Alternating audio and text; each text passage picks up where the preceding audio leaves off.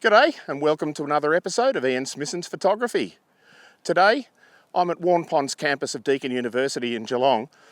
It's Easter, so there's nobody here, but there are Gang Gang Cockatoos up in these trees, and I'm going to be shooting those with the Panasonic G9 and the 100 to 400mm lens. So let's get into it.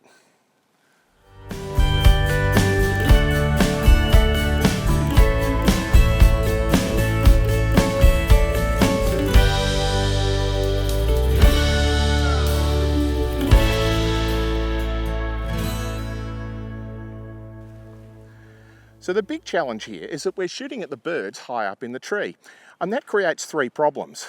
Firstly, we're a long way away because these are reasonably tall trees, and that means that we need a long telephoto lens.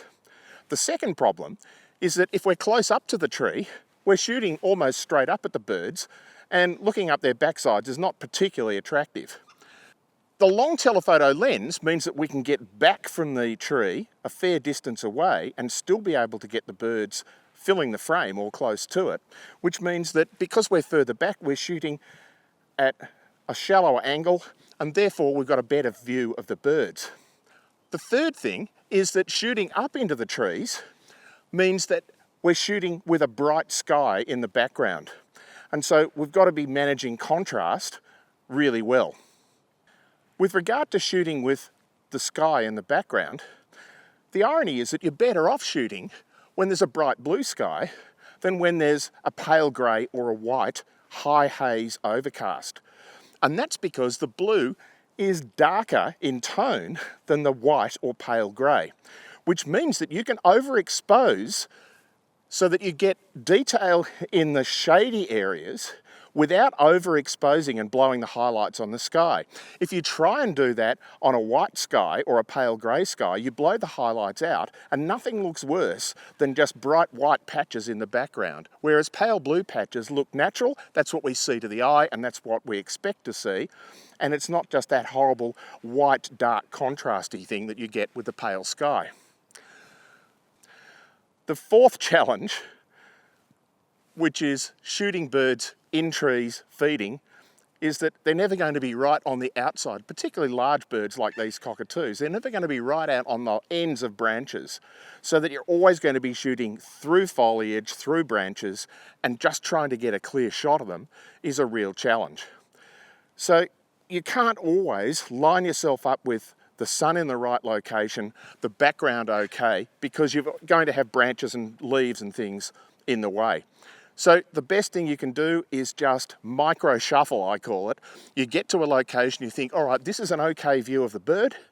Now, if I can move just a little bit to the left or to the right, maintain a reasonable background without sticks coming in or out of the head or distractions in front of the bird's face, but allow you to still maintain a really good framing of that bird.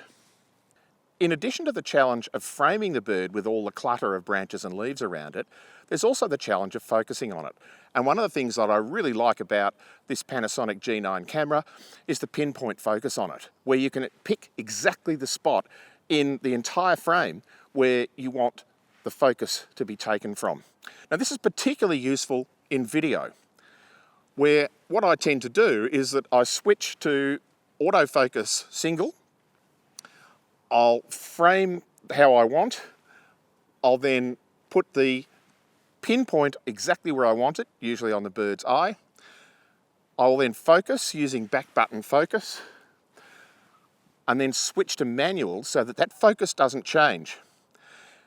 The alternative to doing that is to put the camera onto autofocus continuous, but what happens then, if there's a lot of movement, is that the bird and the branches and the leaves will be moving around and crossing in front of that spot that you've chosen to focus on, and the focus will track backwards or forwards to get the new thing in focus. And so the bird will be going in and out of focus.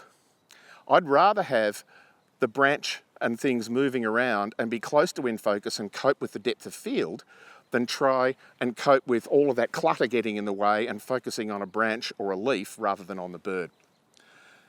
It's just a bit of trial and error. Find out the technique that works best for you and give it a go.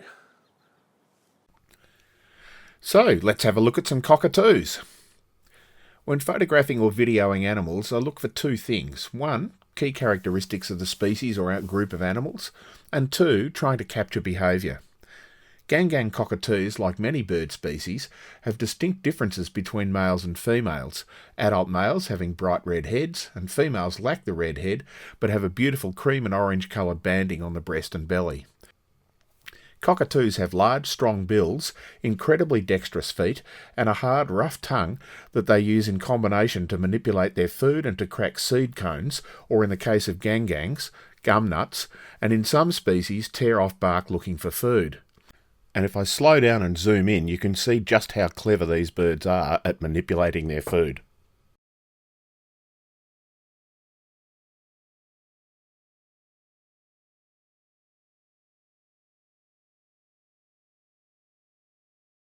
In today's shoot I was lucky to have both males and females feeding together, so I tried to take shots to display the differences between them and show them feeding.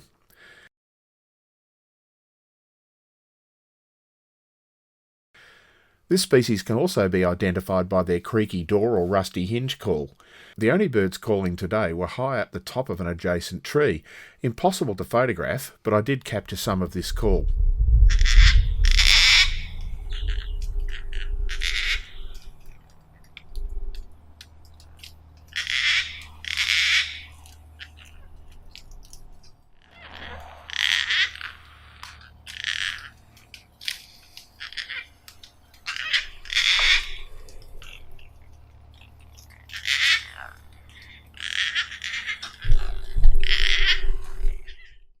Gang gangs, like all cockatoos, are gregarious social animals, so I'm always looking for interactions among them.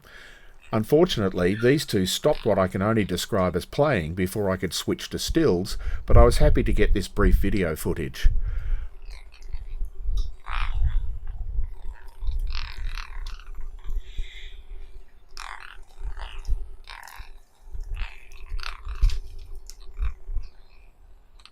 Preening is also a common behaviour in birds, and it's always fun watching them clean and combing their feathers.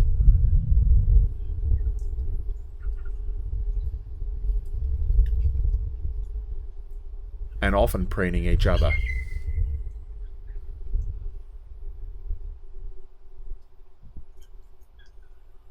So if you've liked this video, please like, subscribe, share, tell your friends, do all those things. But remember, pixels are free, so get out there and shoot more.